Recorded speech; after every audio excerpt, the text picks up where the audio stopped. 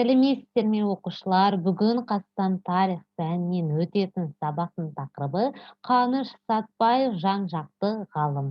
Дәптеріңізді ашып, бүгінгі сабақтың тақырыбын жазып аламыз. Зерттеу сұрағы Қаныш Сәтпаевтың тұлғалық бейнесі қандай? Сабақтың мақсаты Қаныш Сәтпаевтың Қазақстан өнеркәсібі мен ғылымын дамытудағы рөлі. Ғалымның зерттеген ғылыми еңбектері. Өткен сабақтан сіздер не білесіздер? Ұлт ұстазы атанған Ахмет Байтұрсынұлының ғылыми саяси қызметі. Оқушылар, ең алдымен білімі сайтын пайдаланып, Қаныш Сәтпаев жан-жақты ғалымға байланысты бейнематериал көретін боласыздар. Қаныш Сәтпаев кім? Ол туралы не білесің? Қаныш Сәтпаевты ғалым ретінде кім таниды? Қаныш Сәтпаевтың геологиядан тыс қандай еңбектері бар? Қаныш Сәтпаев кім? Ол туралы не білесің? Қаныш Имантайұлы Сәтпаев, аса көрнекті қазақ геологы, қоғам қайраткері, Қазақ КСР ғылым академиясын ұйымдастырушы және оның тұңғыш президенті, Қазақ КСР академиясының академигі, Қазақстан геологтары ғылыми мектебінің негізін қалаушы, Қазақстандық металлогения ғылымының негізін салушы. Туған жері бұрынғы Семей губерниясының Павлодар уезіндегі Ақкелін ауылы, қазіргі Павлодар облысының Баянауыл ауданы. Сауатын ауыл молдасынан ашқан болашақ ғалым Павлодардағы Орыс қазақ мектебінде, Семей мұғалімдер семинариясында, кейін Томск технологиялық институтының Тау-кен факультетінде геологиялық барлау мамандығы бойынша білім алды. Оқуын аяқтағаннан кейін бар өмірін Қазақстанның минералдық ресурстарын және рудалық кендер генеалогиясын зерттеуге арнады. Оның қалдырған ғылыми бай мұраларының ішінде жезқазған кені туралы зерттеулерінің, Сарыарқаның металлогендік және болжам карталар жөніндегі еңбектерінің маңызы ерекше. Жезқазғанның ірі мыс рудалы аудандар қатарына жатуы, кезінде осы кеннің жоспарлы түрде кең масштабтағы барлау жұмыстарын ұйымдастыруға болатын ірі объект екенін дәлелдеп берген Сәтпаев еңбегінің нәтижесі. Сондай-ақ ол минералдық шикізатқа бай Сарыарқа, Кенді Алтай, Қарағанды, Қаратау секілді аймақтарды да ерекше зерттеді. Олардың кендерінің стратиграфиясы, тектоникасы, құрылысы, металлогениясы, неохимиясы және шығу тегі туралы маңызды ғылыми қорытындылар жасады. Ғылымға формациялық металлогендік анализдің кешендік әдісін енгізді.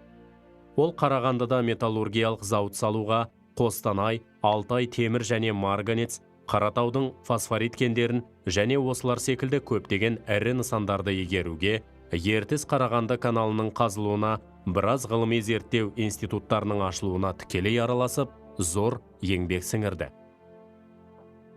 Қаныш Сәтпаевты ғалым ретінде кім таниды?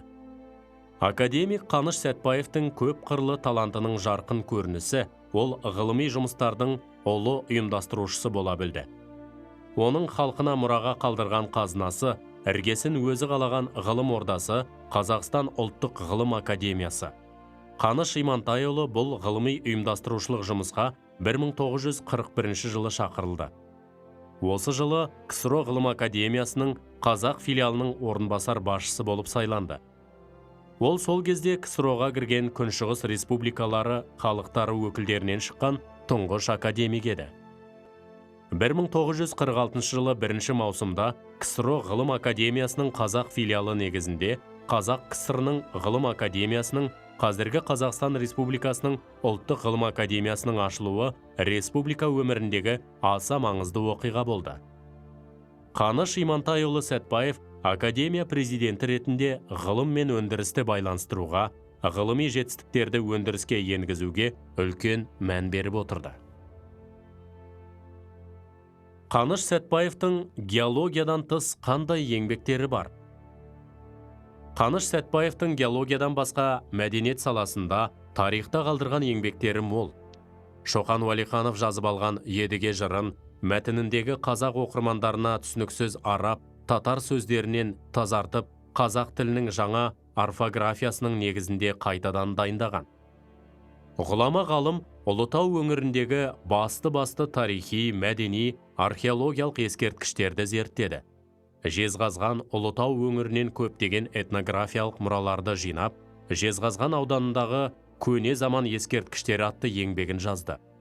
Онда Ұлытау өңірі ежелгі металлургия орталығы болуымен қатар, қазақ этносының саяси орталығы екені де толық дәлелденген. Қазақ орта мектебінің төменгі және жоғары сынып оқушыларына арналған алгебра оқулығын дайындаған. 1931 жылы басылған Александр Затаевичтің қазақтың 500 әні мен күйі жинағына Сәтбаев қазақ халқының музыкалық мұрасының інжу маржаны болып есептелетін 25 әнді өзі орындап, орыс тілінде ғылыми түсініктеме беріп енгізген.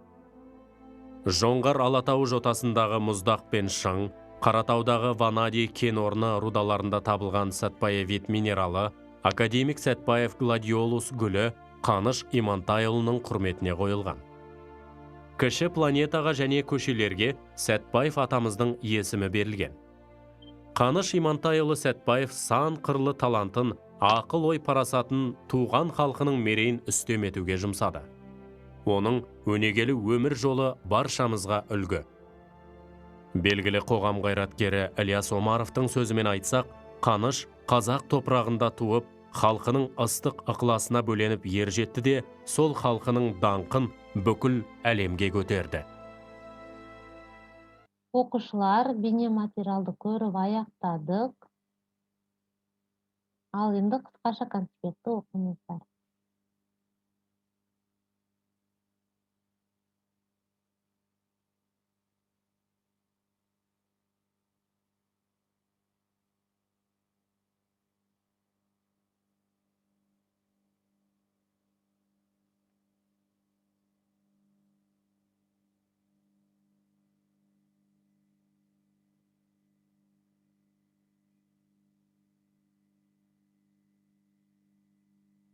Оқушылар, егер қысқаша конспектті оқып болсаңыздар, тапсырма орындайық.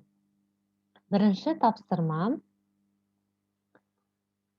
керекті сөздерді пайдаланып, бос орындарды толтырыңыздар.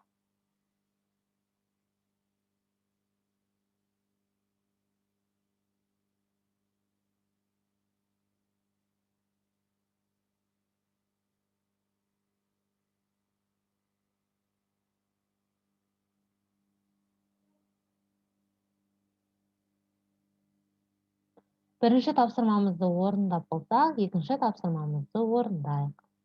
Екінші тапсырма Қаныш Имантайұлына қатысты ақпаратты табыңыздар. Яғни нақты 5 дұрыс жауабы болады.